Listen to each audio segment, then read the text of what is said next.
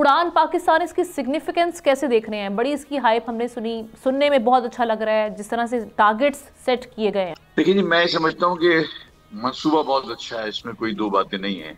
जो उनकी जो वर्किंग है और जिस तरह से बात की, वो सब कुछ बिल्कुल ठीक है। और जो ये 30 बिलियन का, जो 60 बिलियन का जो टारगेट है, ये अलग बात है कि जो आईएमएफ ने जो हमारे लिए टारगेट बनाया था वो 42 बिलियन का था। ये उन्होंने 60 बिलियन किया है। तो 60 बिलियन को अचीव करने के लिए जो चीजें उनको करनी चाहिए वो होती हैं कि नहीं होती, ये एक बड़ा सवालिया निशान है। आप देखें, आपके मुल्क से वैसे तो एक्सपोर्ट होगा नहीं। एक्सपोर्ट जब होगा जब आप कॉम्पिटिटिव होंगे। तो मुझे तो बड़ी खुशी इस बात की है कि वजीर आजम पाकिस्तान ने जो वहां उड़ान पाकिस्तान में जो बातें की, सारी बातें वो हैं जो बिजनेस कम्युनिटी करती है। उन्होंने सारी बातें की। उन्होंने इंटरेस्ट को रेट को कम करने की स्टेट बैंक से गुजारिश की, एनर्जी मिनिस्टर से बिजली के रेट कम करने की, गैस के रेट कम करने की बात की। क्योंकि जब तक कॉस्ट ऑफ डूइंग बिजनेस कम नहीं होगा तो ये टारगेट्स कैसे अचीव होंगे। तो लेकिन हमने एग्रो बेस्ड प्रोडक्ट के ऊपर हमने मेहनत करनी है। एग्रीकल्चर जो हमारे प्रोड्यूस हैं बहुत हैं। हमने पिछले साल 8.2 बिलियन किया था। इस साल हम जो है ना इसको जो है ना इजीली जो है ना हम 12-13 के ऊपर पहुंच सकते हैं, अगर वैल्यू एडिशन इसके अंदर प्रॉपरली हो जाए, उसकी गाइडलाइंस हो जाए। जब हम, मैं एज अ टीडैप, हम बिल्कुल पूरी तरह से एग्रीकल्चर के ऊपर हम काम कर रहे हैं कि किसी तरह से भी हो। उसके लिए हम एक एग्जीबिशन भी कर रहे हैं लाहौर में 26 से 28 फरवरी तक, कि उसमें जिसमें हमने बुलाए मशीनरी मैन्युफैक्चरर्स को कि वो आए और हमारे एग्रीकल्चर प्रोड्यूस को, हमारे लोगों को ये बताएं कि कैसे वैल्यू एडिशन करके उसको करना है। वहां से हमें $3 से 4 बिलियन वहां से मिल जाएंगे।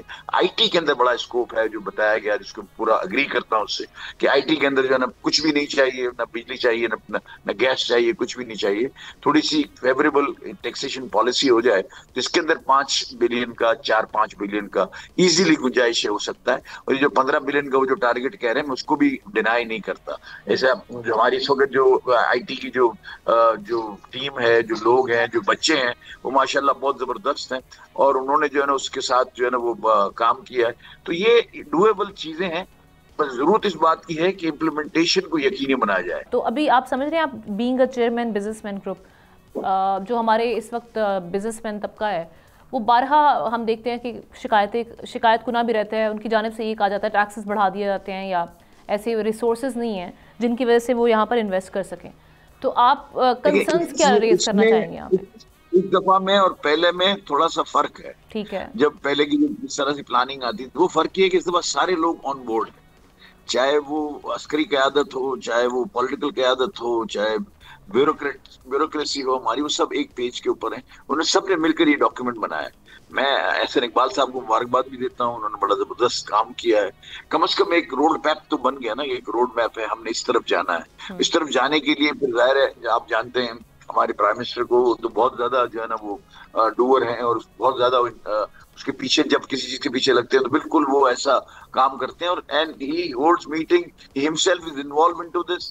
तो ये मेरा ख्याल है कि वो खुद इन्वॉल्व होंगे तो हम खातिर ख्वाह तरक्की कर सकेंगे मेरे अपने हिसाब से। और आज जो हम ट्रेड डेफिसिट इकोनॉमी है, वो हम ट्रेड सरप्लस इकोनॉमी बनना चाहते हैं। हमारी बात ये, हम आईएमएफ के प्रोग्राम को आखिरी प्रोग्राम बनाना चाहते हैं। वो जब भी बनेगा जब हम जो है ना हमारी जो ट्रेड करंट अकाउंट डेफिसिट है वो डॉलर टर्म्स के अंदर खत्म हो जाए, और हम डॉलर टर्म्स के अंदर, करंट अकाउंट के अंदर हम सरप्लस हो जाए। एनर्जी सेक्टर में हम देख रहे हैं कि बहुत सारे मसाइल हैं, और इस पर हम बात भी करते रहे हैं थ्रू आउट द ईयर 2024 में।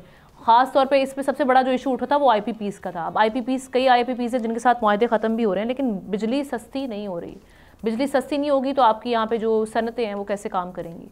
तो ये यहाँ पर मसाइल जो देख रहे हैं आप, उनका हल क्या है, ड्यूरेबल सॉल्यूशन? देखिए, हल इसका जो है ना वो दोनों हाथों से ताली बजती है। प्रॉब्लम ये है कि अगर हम इंडस्ट्री को सब्जेक्ट टू उसमें करेंगे कि हमने डोमेस्टिक को जो बिजली दी वो भी इंडस्ट्री से ले लो, और आपने जो फर्टिलाइजर को सस्ती बिजली दी, कमर्शियल को दी, उसके पैसे भी इंडस्ट्री के ऊपर लोड कर दो। 47-48% जो डोमेस्टिक के अंदर चोरी है वो भी आप इंडस्ट्री पे डाल दो। बलूचिस्तान को जो आप गैस सप्लाई करते हैं विंटर में, वो भी आप इंडस्ट्री के ऊपर डाल दो। फिर उनका वो टैरिफ बनाओ जो इन सारों से लेकर यहाँ देना है।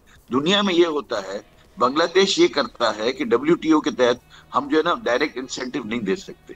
बांग्लादेश ये काम कर रहा है कि बांग्लादेश हिडन इंसेंटिव जिसको कहते हैं, वो गैस दाम के दाम दे देता है या कुछ कम करके दे देता है, ताकि कॉस्ट ऑफ डूइंग बिजनेस बंद हो जाए। इसी तरह से वो बिजली में करते हैं। इसी तरह से सारे ममालिक जिन्होंने तरक्की की है, उन्होंने इंस्ट्रूमेंट बनाया है एनर्जी को की प्राइसेस को लो करके उन्होंने वो अपनी एक्सपोर्ट्स को कॉम्पिटिटिव बनाया। जुबैर साहब, माजरत के साथ ये एनर्जी सेक्टर ही तो जुबैर साहब ये बिगेस्ट होल है, एनर्जी सेक्टर ही। जुबैर साहब, अभी ये जो हाई इंपोर्टेड जिसको कहते हैं हम हाई फ्यूल कॉस्ट है और इम्पोर्टेड एनर्जी है, ये कैसे मसला हल होगा? किस तरीके से बिजली गैस हम आप नए लोगों को दे सकते हैं, नई सब्जी लगाने को दे सकते हैं? मैंने बहुत काम किया एनर्जी पे, ऐसा नहीं है। ये सारी चीजें होने वाली हैं।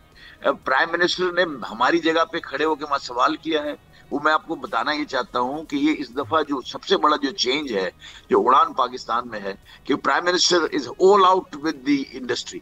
वो ये कह रहे हैं कि अगर आप इंडस्ट्री के रेट कम नहीं करेंगे तो जो है ना ये कैसी इंडस्ट्री चलेगी। वो खुद कह रहे हैं, वो स्टेट बैंक के गवर्नर को कह रहे हैं कि आप इंटरेस्ट रेट कम करें, वरना कैसे इसके अंदर वारे में आएगा। तो इस दफा थोड़ा सा चेंज ये है कि they have understood the position कि अब जो है ना इसके अंदर चलाना अगर हमने एक्सपोर्ट बढ़ानी है तो हमको जो है ना अपनी इंडस्ट्री को level playing field regionally competitive करना पड़ेगा। बिल्कुल ठीक है। सब्सक्राइब करें और बेल दबाएं ताकि कोई खबर रह न जाए।